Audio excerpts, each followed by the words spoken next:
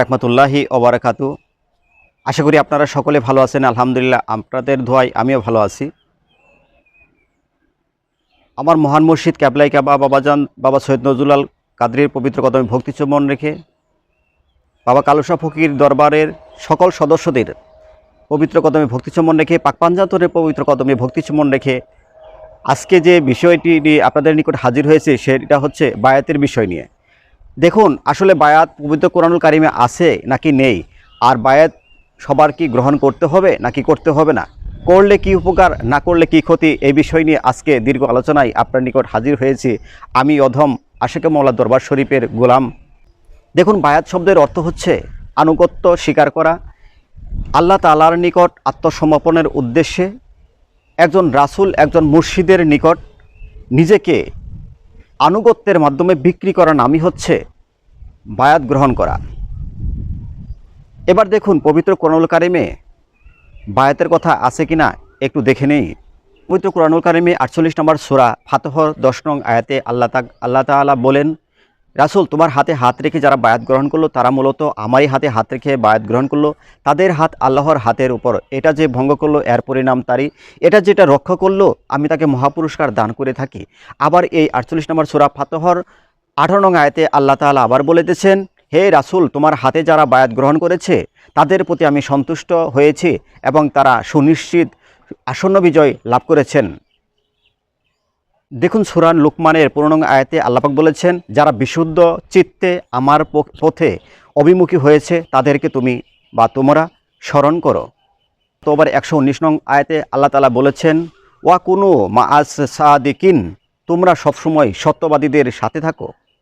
36 নম্বর সূরা ইয়াসিনের 21 নং আয়াতে আল্লাহ তাআলা আবার বলতেছেন, নিকট কোনো প্রতিদান চায় না এবং তারা সৎপথপ্রাপ্ত। দেখুন, কতিপয় কিছু স্বার্থনেশী আলেম ওলামাগণ রয়েছে বা মৌলানা রয়েছে, তারা বায়াতকে অস্বীকার করে।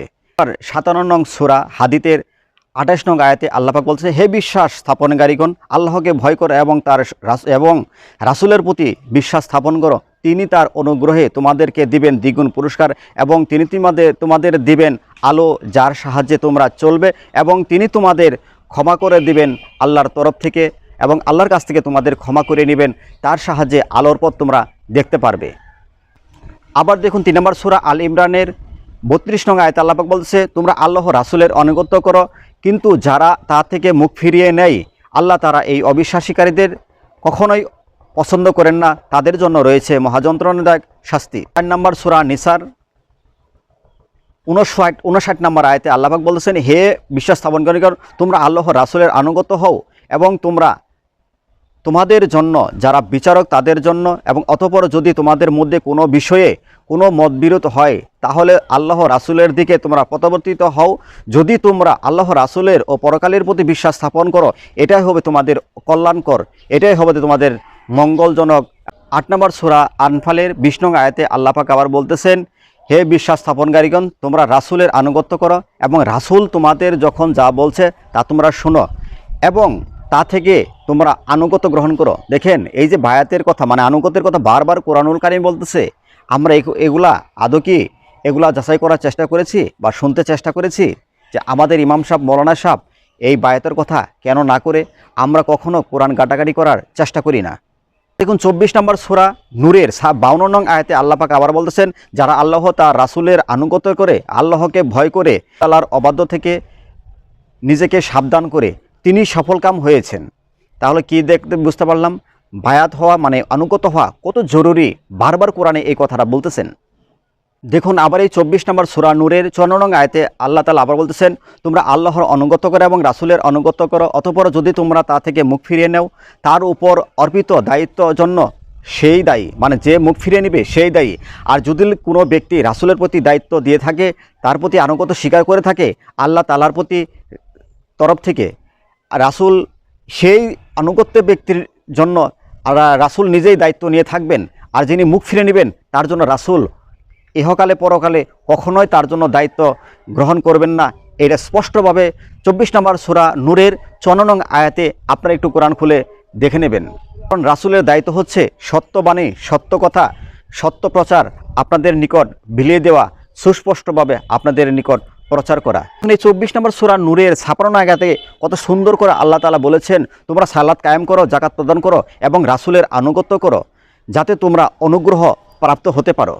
যদি আনুগত্য না করো তাহলে তুমি আল্লাহর অনুগ্রহ থেকে বিলীন হয়ে যাবে, নিশ্চিহ্ন হয়ে যাবে, তুমি কখনো আল্লাহর অনুগত লাভ করিতে পারবে না। দেখেন হযরত মুহাম্মদ সাল্লাল্লাহু আলাইহি ওয়াসাল্লাম আমাদের শেষ নবী, দয়াময় নবী, পবিত্র নবী, তিনি বলেছেন যে ব্যক্তি বায়াত ছাড়া মারা গেল তার মৃত্যু জাহেলি যুগের বেঈমানের মতো মৃত্যু হলো।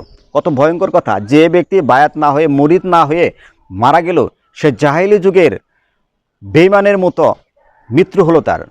দেখুন, খোদাকে পেতে বা খোদাকে পাওয়ার যদি ইচ্ছা আপনার কামনা বাসনা থাকে, তাহলে কোনো হক্কানি পীরকে তালাশ করে আপনার নিতে হবে। কেননা পীরের হক্কানি পীর ছাড়া আপনি ভালো কোনো কামলিয়াতি অর্জন করতে পারবেন না। পীরের সাহায্য ব্যতি রেখে জীবন ভর পরিশ্রম করিলেও আল্লাহর সন্ধান কখনো পাওয়া সম্ভব নয়। সূরা মায়েদার 35 নং আয়াতে আল্লাহ পাক বলেছেন, তুমি তোমার আল্লাহকে পেতে, আল্লাহর পাওয়ার জন্য সৎ কাজ করো, পরিশ্রম করতে, আমল করতে থাকো এবং তোমার আল্লাহকে পেতে ওসিলা অন্বেষণ করো। তাহলে আপনি ভাই বসে থাকলে হবে না। এক জায়গায় নামাজ পড়তেছেন, এক আলেমের পিছনে আছেন, ভালো কথা। আপনি আরেকজন আলিমের, একজন ভালো একটা সুফি ব্যক্তির নিকট শরণাপন্ন হয়ে দেখুন, তিনি তো আপনাকে কোনো নাচ গান করাবে না, আপনাকে গাঞ্জামত খাওয়া শিখাবে না, আপনাকে পবিত্র কোরআনুল কারিমের বাইরে যদি কথা বলে আপনি তার কথা কেন শুনবেন?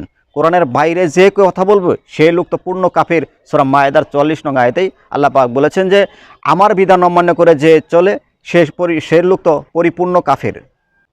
দেখুন, হক্কানি মুর্শিদে তার মুরিদকে সত্যের পথ দেখান, গুমরা থেকে বিরত রাখেন এবং সিরাতুল মুস্তাকিনের পথে প্রথায়িত করে দিয়ে থাকেন। কাজেই উক্ত বাণী থেকে আমরা সুস্পষ্টভাবে প্রমাণ হলো হক্কানি মুর্শিদ ছাড়া তথা বায়াত তথা মুক্তি নেই, অতএব বায়াত হওয়া জরুরি। দেখুন, বায়াত অর্থই হচ্ছে আনুগত্য স্বীকার করা।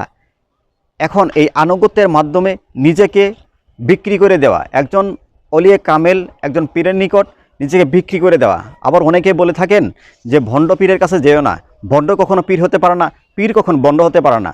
ভণ্ড অনেকেই আছে, পীর সাজতে পারে, ভণ্ড হলে সে পীর হতে পারে না। তিনি অলিয়ে কামেল, উনি হক্কানি পীর, যার কাছে এলহাম নাজিল হয়, তিনি হচ্ছে পথপ্রদর্শক অলিয়াম মুর্শেদা। এই অলিয়াম মুর্শেদের কথা সূরা কাহাফের 17 নং এবং 57 নং আয়াতে স্পষ্টভাবে আছে। আপনি দয়া করে একটু পড়ে দেখে নেবেন। আশা করি বুঝতে পেরেছেন যে এই বায়াতের কথার কতগুলো দলিল দিলাম, কতগুলো আয়াত নিয়ে কথা বললাম। এখন পর্যন্ত এই যে শুরু থেকে এই ভিডিওতে যতগুলো কথা বলেছি, আপনি খেয়াল করে দেখুন, একটা হাদিসের কথা আমি এখনও স্পষ্টভাবে এখানে প্রকাশ করিনি। যতগুলো দলিল দিয়েছি সম্পূর্ণ দলিল দিয়েছি পবিত্র আল কোরআন থেকে। কত নাম্বার সূরা, কত নাম্বার আয়াত।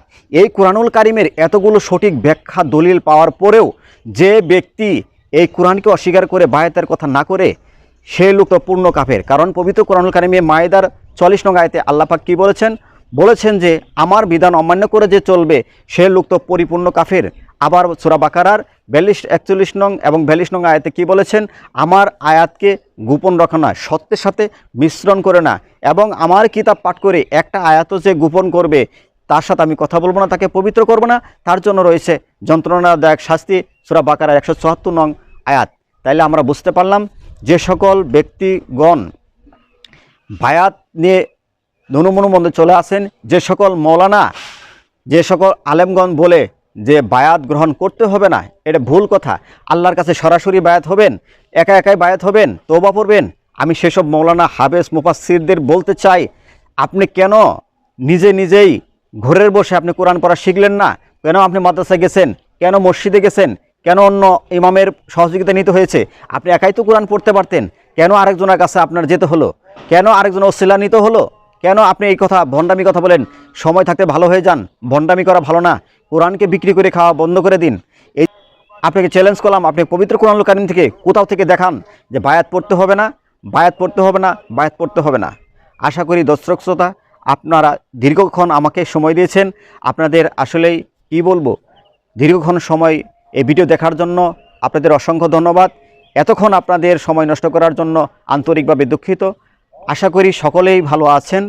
সকলের, পৃথিবীর সমস্ত মুমিন মুসলমানদের শুভ কামনা রেখে আমার দয়াল কেবলাই কাবা সৈয়দ নজরুল আল কাদরির পবিত্র কদমে ভক্তি চুম্বন রেখে বাবা কালুসা ফকির থেকে শুরু করে সকল কালুসা ফকিরের বলে কদমে ভক্তি চুম্বন রেখে পাক পাঞ্জাতনের পবিত্র কদমে ভক্তি চুম্বন রেখে রাখছি। আসসালামু আলাইকুম ওয়া রাহমাতুল্লাহি ওয়া বারাকাতুহু।